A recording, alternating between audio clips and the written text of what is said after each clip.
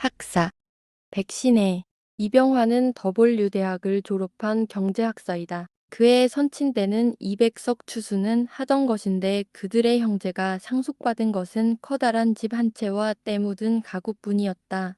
이병환은 더블유대학을 졸업한 경제학사이다. 그의 선친대는 이백석 추수는 하던 것인데 그들의 형제가 상속받은 것은 커다란 집 한 채와 때 묻은 가구뿐이었다. 그러므로 대학 본과부터는 고학을 했던 것이다. 돈 있는 친구의 보조도 받고 또 노동도 했고 이따금 그 형이 얼마씩 보내주기도 했으나 그의 대학 생활은 처참하여 실로 억지의 학생 생활을 했던 것이다. 졸업을 앞으로 1년밖에 남기지 않았을 때는 그 형은 늙은 모친과 어린 자녀를 거느리고 끼니도 이어나가지 못할 형편이었으므로 이따금 병환에게 곤란한 자기 형편과 얼마만이라도 학비를 보조해 주지 못하는 무력함을 한탄하는 편지를 하는 것이었다. 병환은 이러한 편지를 받을 때마다 말할 수 없는 초조와 안타까움을 느꼈다. 대학을 졸업만 하고 나면 자기 일가의 모든 불행과 괴로움은 금시에 해소되고 말 것이라고 그는 믿었다. 졸업 후에 할 일이 확정되어 있는 것도 아니요. 또 취직이라도 할 무엇이 있는 것도 아니었으나 설마 졸업만 하고 나면야 하는 막연하다면 기막히게 엉터리 없는 막연한 생각이었으나 병환에게는 벌써 졸업 후에 할 일이 확정되어 있는 것보다 몇 갑절 더 달콤한 희망이었으므로 졸업만 하면 하고 생각하면 용기가 충천하는 것 같았다. 세상에 부러운 사람이 없고 어떠한 일이라도 졸업만 하고 나면 자기를 이겨낼 사람이 없을 것 같이 생각되었다. 이러한 생각을 하면 모든 이상은 졸업하는 날부터 실현되는 것이니 세원이어서 다름질하여 졸업 날을 가져오라고 고함을 치고 싶은 것이었다. 그러나 세월은 병환을 저주나 하듯이 더디고 그 형에게서 오는 가난하고 괴로운 눈물의 편지만 보수가 잦아졌다. 그는 자기 일가족에게 모든 행복을 가져오는 졸업할 날을 어서 가져오지 않는 세월이 자기 일가족의 모든 불행의 원인이라고 끝없이 한껏 세월만 원망하였다. 불행하면 누구든지 자기를 불행하게 한 원인이 있고 이 원인을 사람들 앞에서 원망해 보임으로써 자유와 만족을 느끼며 체면 유지를 하려는 것이라 그 원망스런 불행의 원인을 극복시키려는 사람은 드물다. 병환이 도자기형 편지를 볼 때마다 가슴이 미어지는 것 같아 세월만 가득 원망하여 편지 답을 써 보내는 것이었다. 이 편지를 받아보는 병환의 형은 너는 아직 원망할 대상이 있으니 행복하구나. 나중에 원망하고자 하나 할 대상이 없는 날에 그 불행을 어떻게 이겨나가려노? 하고 한탄하는 것이었다. 병환은 기다리고 바라던 졸업 날이 닥쳐오자 곧 경제학사 이병환이란 명함을 박았다. 그 형이 무슨 노릇을 하여 어떻게 구변해낸 돈인지 40원을 보내주었으므로 그것으로 봄 양복 한 벌을 지어 입고 졸업사진을 상자에 곱게 간수해가지고 부랴부랴 고향인어로 돌아왔다. 아무도 마죽 나와주지도 않은 고향 정거장에 그는 활기 있게 내려섰다. 그는 자기 집에 들어서자 부지 중에 눈살이 찌푸려졌다. 늙은 어머니, 말 못하게 초라한 옷을 입은 그 형, 거러지 때같이 욱덕이는 조카 아이들 더구나 그 형수의 고라붙은 얼굴, 모두가 가엾다기보다 불쾌함이 앞을 서는 것이었다. 길고 긴 5년 동안 객창에서 형설의 공을 닦아 금리 환영한 오늘의 자기를 맞아주는 사람들이란 것이 모두 이 오양들이라고 생각하자 부지 중에 한숨이 나오지 않을 수 없었다. 저녁상을 받고 앉으니 조카 아이들이 자기 어머니 눈치를 엿보아가면서 병환의 상위를 바라보며 큰아이는 침을 삼키고 작은아이는 나도 이 밥 달라고 징징댔다. 병환은 그 밥이 넘어가지 않았다. 답답한 가슴으로 거리로 나가보았으나 형설의 공을 닦고 돌아온 자기를 바라보는 사람들의 얼굴은 모두가 무표정하고 쌀쌀하여 대학 출신인 자기를 몰라보았다. 스마트한 그의 채로 맞춘 양복을 보고는 눈 하나 크게 뜨는 사람이 없었다. 이요, 형식군 아닌가. 그는 문득 눈앞에 나타난 옛 친구 한 사람에게 활기 있는 인사를 건넸다. 아, 병환군인가. 언제 귀향했나. 그 친구는 반갑게 병환의 손을 잡았다. 오늘 돌아왔네. 응. 언제 또 가나? 인제 졸업했으니까. 오, 그런가? 축하하네. 그런데 어디 취직 전화 정했나? 병화는 총알이나 맞은 것 같이 뜨끔해져 얼른 대답이 나오지 않았다. 경쟁이 심하니까 어서 어디 취직부터 해야 할 것인데 그 친구는 이렇게 말했다. 글쎄, 설마 취직쯤이야. 그는 얼마만치 그 친구에게 우월감을 가지며 이렇게 걸림없이 말했다. 대학 졸업을 했으니까 취직쯤이야 어려울 것 없지만 자네도 짐이 많으니까 말일세. 나야 무슨 짐이 있나. 없다면 그만이겠지만 자네 형님이 별 기술이 없으니까. 친구의 이 말에 병환의 자존심은 여지없이 내리박히는 것 같았다. 그의 눈앞에 자기 집 식구의 지지한 꼴이 떠오르며 우리 집안이 이렇게 된 줄 모르는 사람이 없구나 하는 생각이 번쩍하여 그 친구와 더 말을 하고 서 있기가 불쾌했으므로 또 천천히 만나세. 지금 좀 가볼 데가 있어서 하고 그 친구와 갈라졌다. 그는 그 길로 자기의 고종사촌 되는 누이의 집으로 향했다.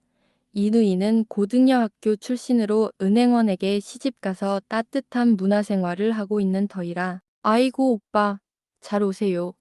축하합니다.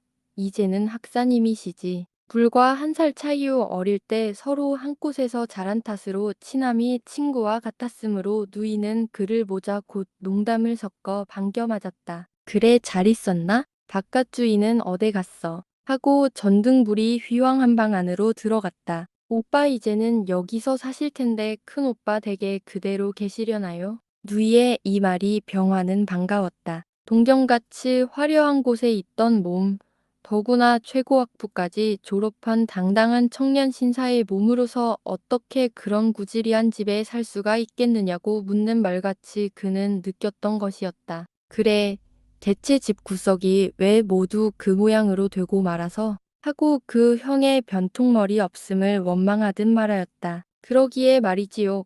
큰오빠는 좀 성질이 눅눅해서 말이 아니어요. 장차 오빠 혼자서 어떻게 그 짐을 지시겠어요. 누이는 어디까지든지 자기를 잘 알아주는 것 같이 느껴져 하는 말이 모두 자기 맘에 맞았다. 말이 아니야. 어떻게든지 내가 책임을 져야 되는 것이니까. 그렇지만 그까짓 것 염려할 것 없어. 그는 졸업만 하고 나면 하고 벼르고 바라던 용기가 아직 그대로 있는 터이라 가볍게 대답하였다. 아이고 참.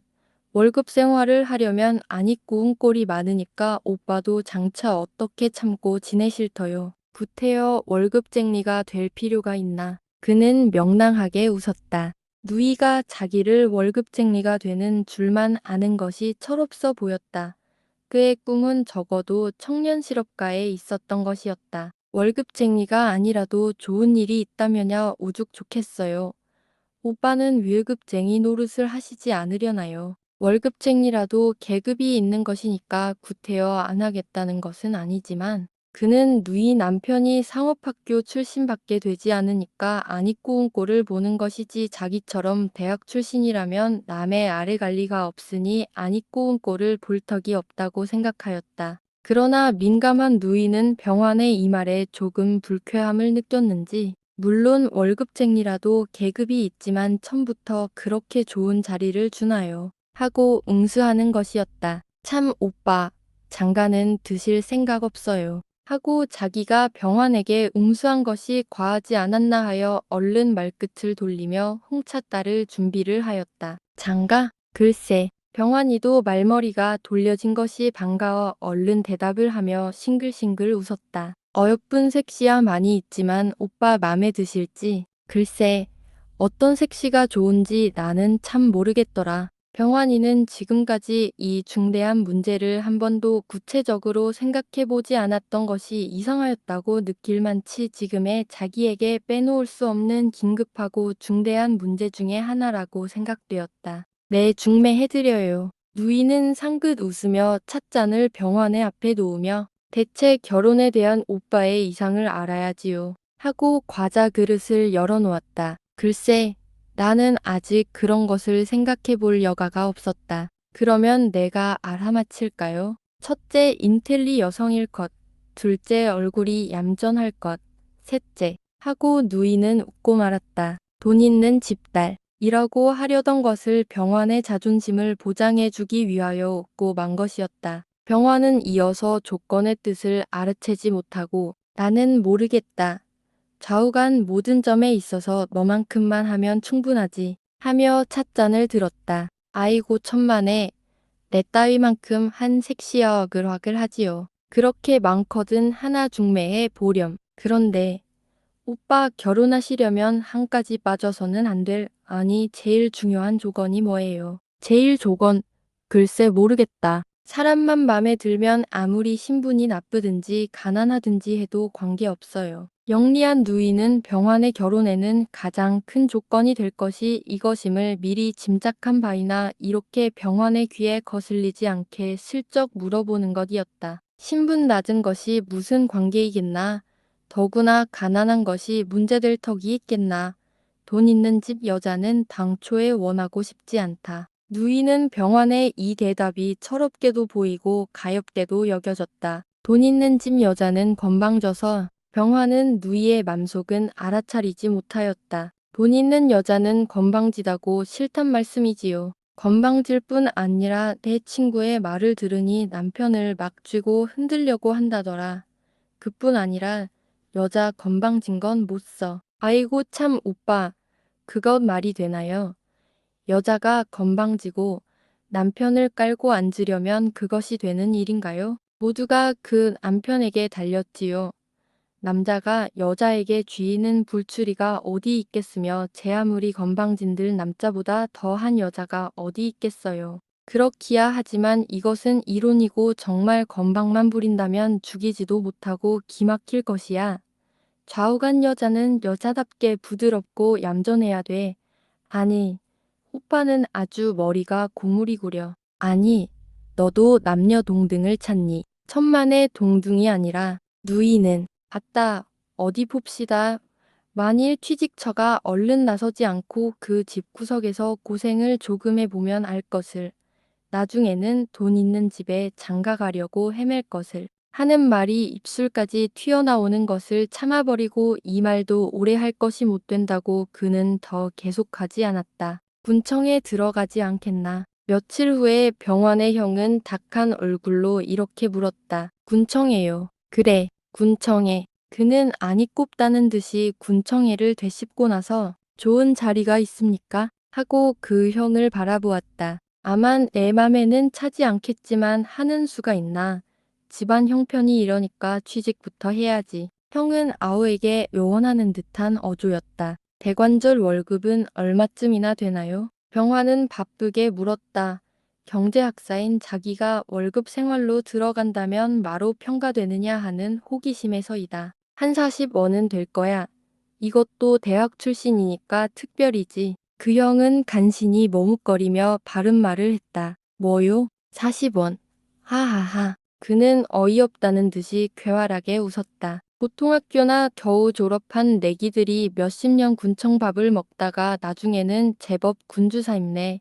하고 다니는 사람들을 불쌍한 미물들이라고 아득한 꼴짜구니를 내려다보듯 해온 터이라. 오늘의 자기가 돈 40원에 팔려 그들과 한 집안 공기를 호흡하며 동료가 되라고 하는 자기 형의 말은 정신없는 익살이라고 느끼며 잇따라 두어 번 더 웃었다. 그렇지만 이 자리를 떨어뜨리면 정말 어렵다. 그 형은 철없어 보이는 자기 동생을 안타깝게 여기며 기어이 승낙을 받으려 했다. 그러나 병환이는 나로서는 차마 못하겠는데요. 하고 보기 좋게 그 형의 의견을 일축해버렸다. 그 후 병환이는 자기 친구들에게 편지로 취직을 의뢰하기도 하고 그 형이 결사적으로 애를 쓴 결과 서너 군데나 월급자리가 있었으나 맨 처음 군청 고용 자리보다 조금도 나은 곳이 없었다. 40원. 이것이 병환의 정가와도 같아 그는 이 모욕을 참을 길이 없었다. 아우의 이 맘속을 잘 아는 그 형은 그 철없음이 가엾기도 하고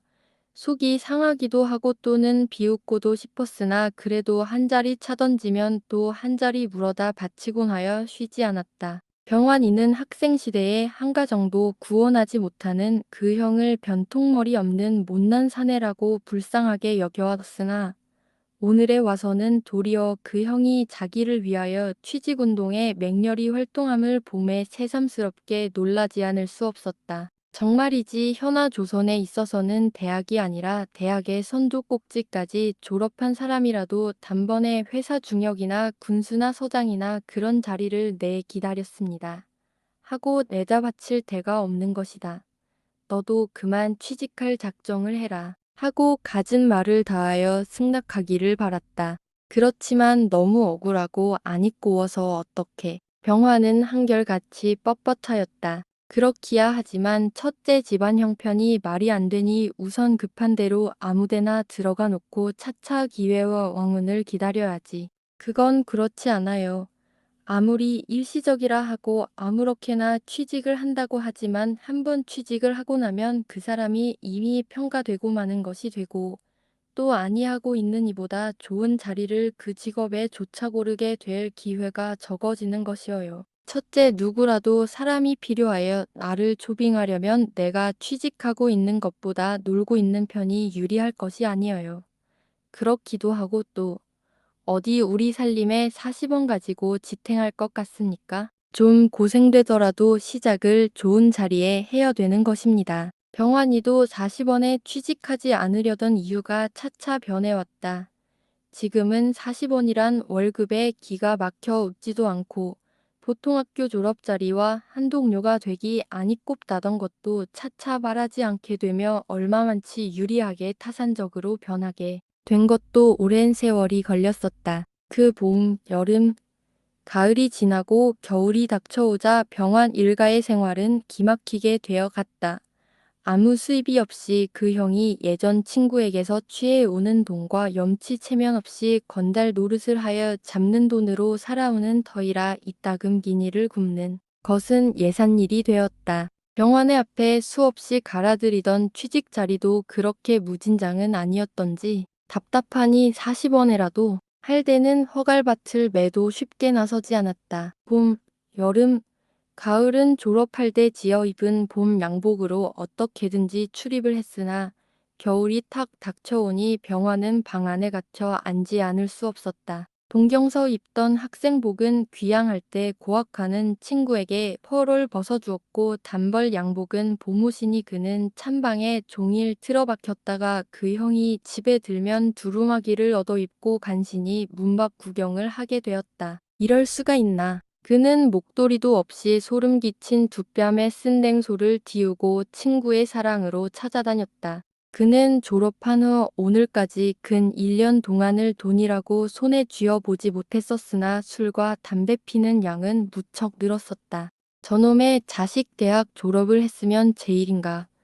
왜 이렇게 밤낮 남의 사랑에 눌어붙어 멀쩡한 자식을 끌고 요릿집에 못 가서 애를 쓰노. 친구의 마누라나 어머니들은 모조리 병환을 미워하고 욕하였으나 병환 자신은 꿈에도 그 미움을 느끼지 못하고 자기는 비록 공궁한 신세이나 돈 있고 중학 졸업도 못한 친구들에게는 자기가 그렇게 놀러 다녀주는 것이 영광은 못 될지라도 불쾌하거나 싫어할 리는 없으리라고 믿었으므로 모양은 초라하나 친구와 요릿집에 가는 데는 상좌를 점령하는 버릇까지 들고 말았다. 그는 비록 불청객이 자래로 요릿집 가는 친구에게 따라가기도 점점 무관하여져서 나만 공수를 밤낮 얻어먹기 미안하네. 나도 돈 있으면 한턱 쏘고 싶네. 하던 체면도 차차 사라지고 자존심도 우월감도 억제심도 어디로 달아났는지 턱없고 미움받는 공술에 공연히 주량만 늘리게 되었다. 그의 집에서 끼니를 자주 굶게 됨에 따라 그는 취직보다 무엇보다 제일 앞서는 문제는 어디서 누가 한턱 쏘지 않나 하는 생각이었으므로 이 친구 저 친구 집을 엿보다가 혹은 권하고 혹은 예언하듯 혹은 억지로라도 한턱을 시켜 우려먹기도 일수가 되었다. 그러나 그도 이따금 너무 억지의 술을 얻어먹고 돌아오면 이거야 참 거러지에 질배가 있나 하고 가슴이 아플 때도 있으나 그렇다고 어떻게 할 수도 없는 사정이라 울분하여 한숨만 짓다 마는 것이었다. 대학 출신인 당당한 장래 청년 실업가가 된 이병환이가 고등불황자 룸펜으로 진출하게 된 지 몇 달이 못 되어 그의 친구라는 친구는 모조리 서로 마주칠까 몸서리를 내게까지 되었다. 친구들이 그를 만날까 울겁을 내며 요릿집에 가든지 무슨 회합을 하든지 하는 것을 알게 되면 내가 이렇게까지 못난 놈이 되었던가 하고 반성이나 자책은 할 생각이 없고 도리어 죽일 놈들 어디 보자. 기어이 이 턱을 빼앗아 먹고는 말리라. 내 놈들이 아무리 건방 떨어도 빨가먹고 늘어서서 보면 세상의 대우도 또는 기생들까지라도 너희 놈들을 좋다고 하지는 않을 것이다. 오직 돈이 있으니 그 돈으로 몸을 잘 장식하고 있는 까닭에 너희 놈을 제일로 여기는데 불과하다. 고 그는 가슴속으로 중얼거리는 것이었다. 지금의 병환에게는 양심이나 자존심을 가지지 못한 만큼 나날이 그 생활은 핍박하여 갔던 것이다. 병환을 멸시하고 미워하는 것은 오직 그의 친구며 친구들의 아내, 부모들뿐만 아니라 고종사촌 누이까지도 동경서 처음 나오던 날과는 대우가 첫째 천양지차로 달라졌다. 요즘은 그를 대하면 비웃는 것이 인사가 되었다. 오빠는 늘 그러고 놀아서 어떡해요. 좀 염치가 있어야지. 첫째 큰오빠 댁 보기 창피하지 않아요. 하고 복가되는 것이었다. 예, 듣기 싫다. 낸들 이러고 있기를 자원하는 줄 아니. 에이그, 지금 세상이 어떠한 세상이라고. 너보다는 좀 더 알고 있을 터니 염려 마라. 어디 중매나 좀 하렴. 아, 오빠도 내가 그렇게 권할 때는 바로 안 하겠다더니 누이는 감춤 없이 입을 비죽거렸다. 예, 너니까 부끄럼 없이 하는 말이다마는 어디 그럴 듯한 색시 없니. 이미 철면피가 된 병환이었으나 자기가 이 누이에게 돈 있는 여자에게는 장가들지 않으려고 하늘같이 버티어 보였던 때가 있었느니만큼 섭적 돈 있는 색시에게 중매하라는 말이 나오지 않았다. 그럴듯한 색시라니. 오빠의 이상에 맞는 여자 말씀이요. 이상보다 좀 그는 누이가 그럴듯이란 말의 의미가 돈 있는 하는 말을 암시하는 것인 줄 알면서도 일부러 파고 물음에는 대답하기가 간지러워 머뭇거리지 않을 수 없었다. 저 오빠야 돈 있는 집 색시는 죽어도 원치 않을 터이고 누이는 어디까지든지 비꼬았다. 돈 있는 집 색시라도 괜찮다. 그는 이렇게 정색을 하며 말을 하는 것이었다. 하하, 오빠도 인제는 글렀어요.